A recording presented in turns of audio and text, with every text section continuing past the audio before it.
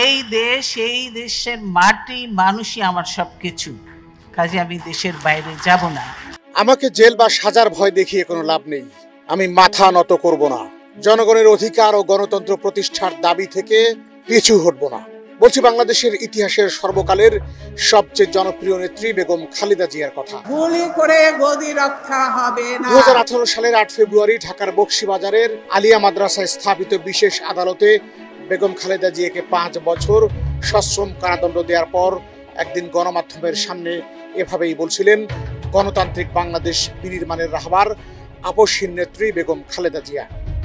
দেশের বাইরে আমার কোনো ঠিকানা নেই। ব্যর্থহীন কণ্ঠে তিনি বাংলার মানুষকে উদ্দেশ্য করে বলেন, আপনাদের খালেদা জিয়া কোনো অন্যায় করেনি। ন্যায় বিচার হলে আমার কিছুই হবে না। আর যদি ক্ষমতাসীন মহলকে তুষ্ট করার জন্য রায় হয়, তা কলঙ্কের ইতিহাস হয়ে থাকবে। দেশবাসীকে ছেড়ে কোথাও যাব না। আমি আপনাদের সাথেই আছি, আপনাদের সাথেই থাকব। রাজনীতি করি তো দেশের ভালোর জন্য, দেশের মানুষের কল্যাণ করার জন্য। তার এই আপসহীন রাজনৈতিক ক্যারিয়ার প্রায় 4 দশকের। বস্তুত এরশাদ সরকারের সময়ে যে দৃঢ়তার পরিচয় দিয়ে খালেদা জিয়া আপসহীন নেত্রী হয়েছিলেন, এখনও তিনি আপসহীনতার প্রশ্নে অদ্বিতীয়। বিগত 4 দশকের রাজনৈতিক জীবনে বেগম খালেদা জিয়া অনেকবার নিপীড়ন নির্যাতনের শিকার হয়েছেন। 2007 সালের 3 সেপ্টেম্বর তথাকথিত তত্ত্বাবধায়ক সরকার তাকে গ্রেফতার করে। তাকে সংসদ ভবন এলাকায় স্থাপন করা বিশেষ কারাগারে রাখা হয়। 2008 সালের 11 সেপ্টেম্বর হাইকোর্টের আদেশে মুক্ত হন খালেদা জিয়া। অনুরূপভাবে তারেক রহমানও কারা নির্যাতনের পর হাইকোর্টের আদেশে চিকিৎসার জন্য ব্রিটেনে চলে যান। স্বৈরাচার বিরোধী আন্দোলনে বেশ কয়েকবার তিনি আটক আদেশের মুখোমুখি হন। 1983 সালের 28 নভেম্বর, 1984 সালের 3 মে এবং 1987 সালের 11 নভেম্বর আটক হন তিনি। 1987 সালে হোটেল পূর্বানীতে এক অনুষ্ঠান থেকে আটক করে আরও কয়েকজন নেতার সাথে তাকে মতিঝিল থানায় নেওয়া হয়। সে সময় পুলিশ তাকে জেলে পাঠায়নি। এরশাদ বিরোধী আন্দোলনের কিছু সময় তাকে একরকম গৃহবন্দী করে রাখা হয়। ফ্যাসিস্ট আওয়ামী মহাজোট শাসন আমলের বিগত 15 বছর তিনি সবচেয়ে বেশি নিগ্রহের শিকার হয়েছেন। তাকে সেনানিবাসের বাসা থেকে অপমানজনকভাবে বিদায় করা হয়। 2013 সালের 29 ডিসেম্বর গুলশানের বাসায় অবরুদ্ধ করা হয় বেগম জিয়াকে। ওই সময় তার একটি জনসভায় বক্তৃতা দেওয়ার কথা ছিল। 2015 সালের 5 জানুয়ারি তার গুলশান কার্যালয়ের দুই পাশে বালুর ট্রাক বোঝাই করে কার্যত তাকে বন্দী করে ফেলা হয়। অমানবিক সেই বালুর ট্রাক বন্দী অবস্থায় টানা প্রায় 2 মাস খালেদা জিয়াকে বন্দী রাখে মাফিয়া সরকার। সরকার বিরোধী গণতান্ত্রিক আন্দোলন ব্যর্থ করে দেওয়ার জন্য এই ব্যবস্থা নেয় ফ্যাসিস্ট আওয়ামী লীগ। 93 দিন অবরুদ্ধ থাকার পর ওই বছর এপ্রিলের প্রথম সপ্তাহে আদালতে হাজিরা দেওয়ার পর তাকে বাসায় ফিরতে দেওয়া হয়।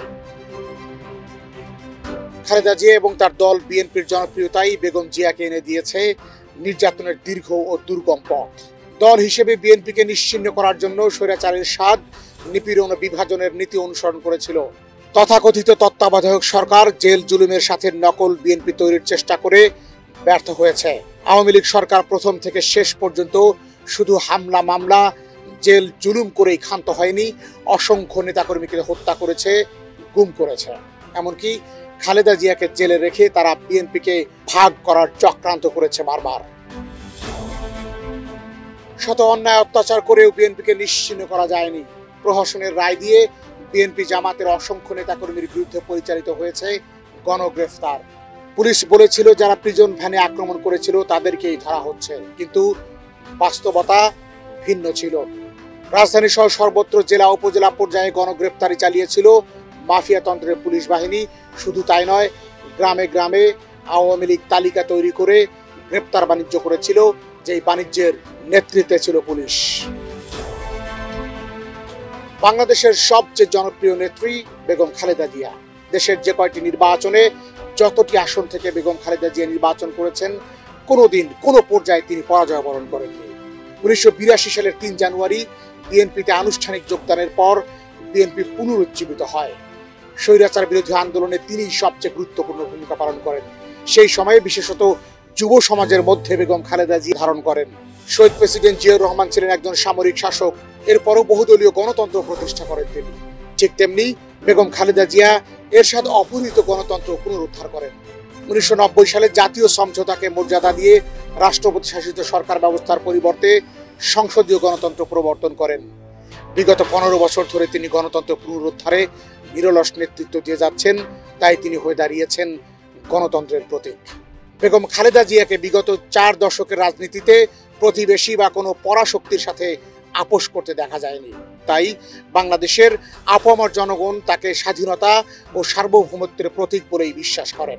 আর এই দুটো কারণেই সবসময় খালেদা জিয়াকে ভয় পেত ফ্যাসিস্টরা। 2013 সালে 5টি সিটি কর্পোরেশন নির্বাচনে যখন বিএনপির পায়ের আওয়াজ পাওয়া যায়, তখন ক্ষমতাসীন সরকার ক্ষমতার জোরে শক্তি প্রয়োগের মাধ্যমে যে কোনো মূল্যের বিনিময়ে ক্ষমতায় যাওয়ার এবং বিএনপিকে ক্ষমতায় না যেতে দেওয়ার রাজনৈতিক সিদ্ধান্ত নেয়। 2014 সালের ভোটারবিহীন বোগাস নির্বাচন এই রাজনৈতিক সিদ্ধান্তের ফলাফল। 2018 সালের আগের রাতে ব্যালট বাক্স ভর্তি করে রেখে দিনের ভোট রাতে দেওয়ার খ্যাতি অর্জন করেছিল ফ্যাসিস্ট আওয়ামী লীগ। সর্বশেষ ডামি প্রার্থী দিয়ে বিশ্ব দরবারে বিতর্কিত সংসদ উপহার দেওয়ার রেকর্ড করে গণমানুষের ধৈর্যের বাঁধ ভেঙে দেয় হাসিনা বাহিনী। ইতিপূর্বে তারা এরশাদ এবং অন্য বিরোধীদের গৃহপালিত জীবে পরিণত করেছিল। বিএনপিকে দিয়ে তা সম্ভব হয়নি। সুতরাং খালেদা জিয়াকে নির্বাচন থেকে নির্বাসনে দেওয়ার জন্যই মামলা, হামলা, জেল ও নানা ধরনের নির্যাতনের হাতিয়ার হিসেবে বেছে নেয় আওয়ামী সরকার। বিগত 40 বছরের রাজনৈতিক ক্যারিয়ারে খালেদা জিয়াকে কোনো বেফাঁস কথা বলতে শোনা যায়নি। মুক্ত খালেদা জিয়ার চাইতে বন্দি খালেদা জিয়া কতটা শক্তিশালী এবং জনগণের কাছে তা তিলে তিলে প্রমাণিত হয়েছে বাংলার বুকে। যদি তিনি আপোষ করতেন তবে কি হতো? আপোষ করলে খালেদা জিয়া আজ পর্যন্ত যা যা হারিয়েছেন তার কিছুই হয়তো হারাতে হতো না। তবু তিনি আপোষহীন, তবু বাংলার মানুষের জন্য নিবেদিত প্রাণ এই দেশনেত্রী আপোষহীন হিসেবেই গণমানুষের হৃদয়ে তিনি চির অম্লান। বাতেন বিপ্লব, এশিয়ান টেলিভিশন।